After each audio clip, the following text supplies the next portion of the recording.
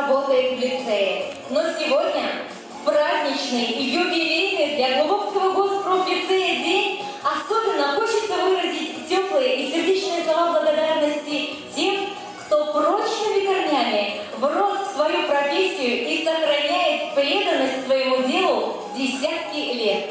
А также в юбилейный для лицея год они отпраздновали свой юбилей. И мы снова на сцену приглашаем Василия Александровича Любоза для награждения и вручения памятных подарков.